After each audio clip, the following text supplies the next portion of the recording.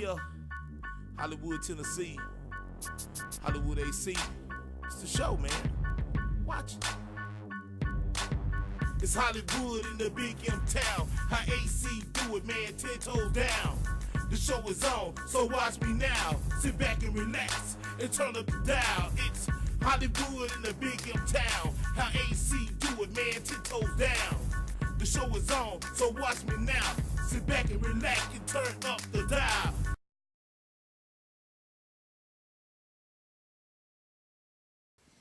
My inner thoughts. So often we lose touch with our inner self until we accept adversities unknowingly.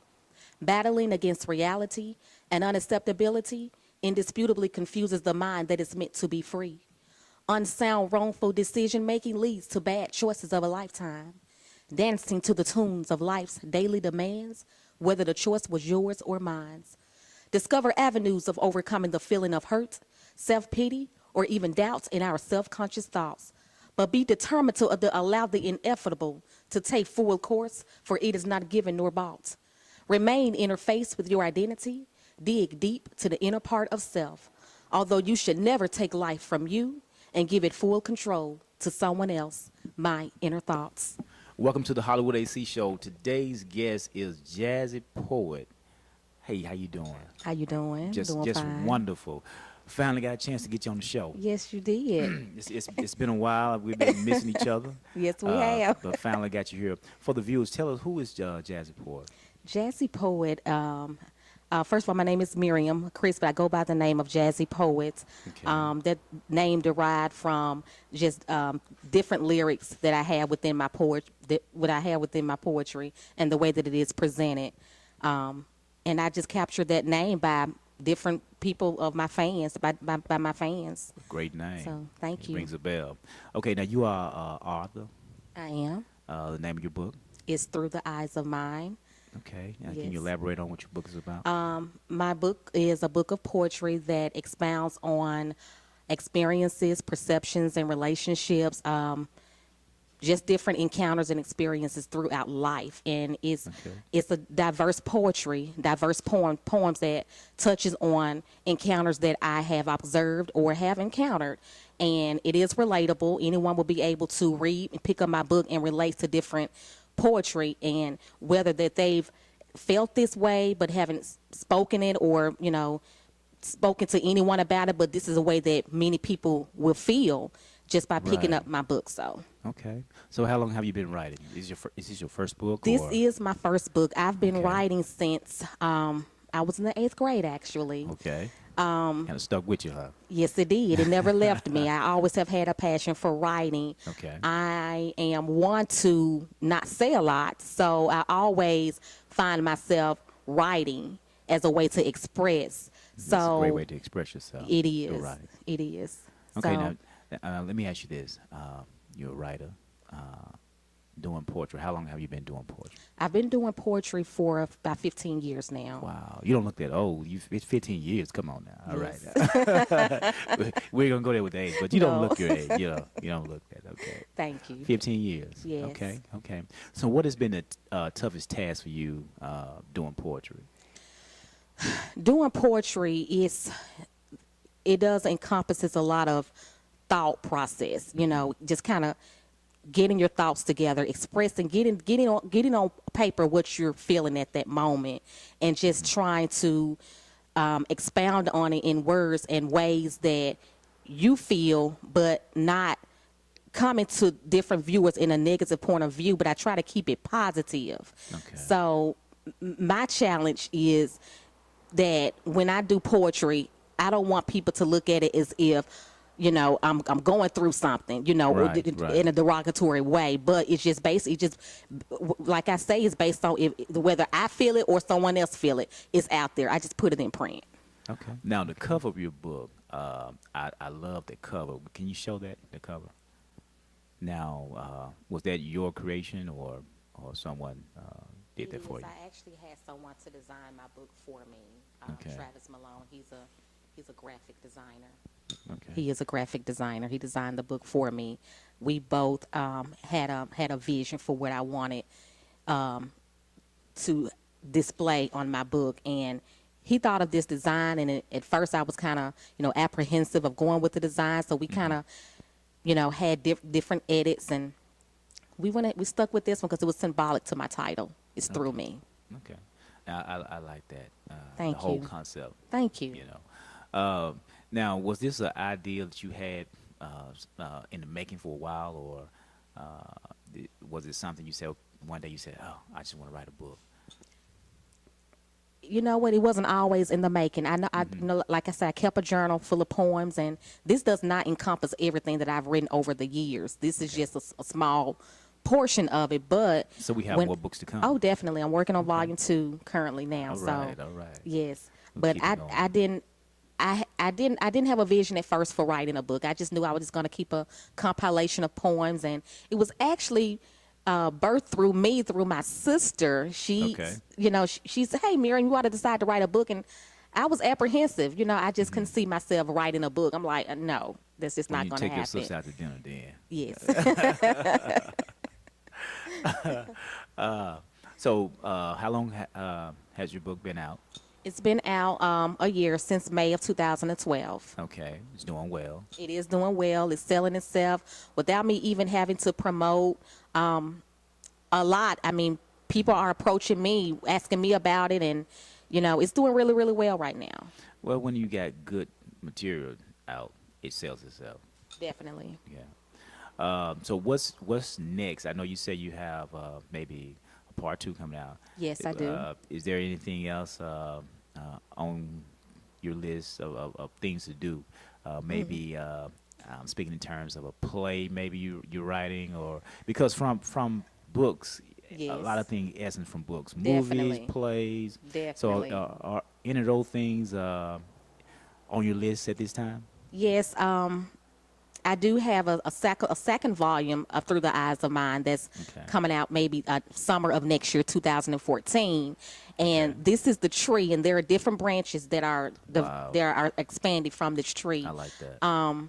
Like I said, I have a second book. I'm getting ready to start up my own nonprofit organization called Inspiration Speaks. So it's also deriving from my book as well. So there's more to come.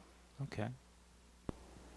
Now, for some of the young folk that would like to get into book writing or poetry, what kind of advice would you give them? If they're currently writing, I would say, definitely hold on to it tight. Keep it, stay focused. If it's something that you're wanting to pursue long term, stick to your dream, have a plan, and just pursue it to the fullest. Just stick to the goal. Okay, now, just like you could have study habits, are there any kind of, anything they could do, kind of like keep them on track as far as the writing skills or doing the poetry? Are there any tips that you can possibly give them to try to keep them focused? I didn't think about this until after my book was published, until after I started writing, but I refer back to when I was in high school a lot. Okay. Those things that you didn't think would be, or you really didn't take to heart then, you do utilize it in the future. So those things that we learned in school, I picked up poetry, in my English literature class. Those are little small tips, little tokens, little trinkets that you take with you. Okay. So those things really do, they stick with you. So if you, to the youth now, I mean, just really pay attention in school, because you're learning, and you take those things that you're learning now, you're definitely going to utilize them in the future. So it's gonna follow you. Okay, well put. Now let me ask you this: a lot of people, I guess, would have issues with publishing companies or just finding the general information to probably get the process started. How can you, let me put it like this. What kind of advice could you can give them as far as how to get started, to looking up that general information to get their book published, or just someone to help them? What can they possibly do? Network with people who you trust, that are like-minded and that are on the same page as you, or, other people who have published. In terms of what I've done, I researched. That's the key. That's one of the key Yes, things. that's key. I researched.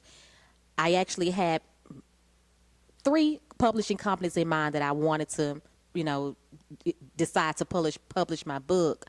But all in all, the publishing company that I decided to go with was Outskirts Press Publishing Company. They were great. I mean, they were great. So I mean, research is key. It's a key element. Now, let me ask you this: your support from your family. How do they feel about your book, and are they giving you the support that you think you deserve? Wow, my family has been great. They're very supportive. That's good.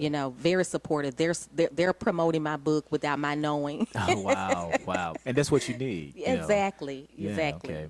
Now, let me ask you this. You say your family supporting you very well. How are others taking to your book? Your friends and co-workers or things of that nature? I have a great positive circle of supporters. Okay. Everyone that I've come across with, family, friends, or even friends of friends have been supportive, and they're encouraging me in everything that I do and all of my accomplishments that I have already accomplished or even upcoming accomplishments. Now, what are some of the things that we can expect from you with your poetry? I know you got a book, Part 2, coming out, but what can we expect from you with the poetry itself? I'll be involved in different, spoken word events around the city, possibly opening up or getting a venue and having a spoken words night, a neo souls night, with my poetry. Well, one spot that welcomes you, and I know you're more than welcome, and I can vouch for that. It's the Hub. Yes. Do check them out. They'll welcome you with open arms. So Yes. Do check them out. Great spot for you to display your material. Definitely. Now, let me ask you this. So many questions, but let me ask you this. Do you wish that you would have wrote a book earlier and not waited so long, or do you feel the time was right when you wrote your book? I think the time was right. God has his timing, and I don't rush anything. Okay, so the season was now. The season was now. Okay, I like that. Well put. Thanks. I'm enjoying this interview, but as always, running out of time. I thank you so much for coming out. Thank you for having me. Now, where can we find information for your book, your poetry? Where can we go and find this information? I am on Facebook. My website also is www.miriamcauley.com. You can Google me at Miriam Cauley.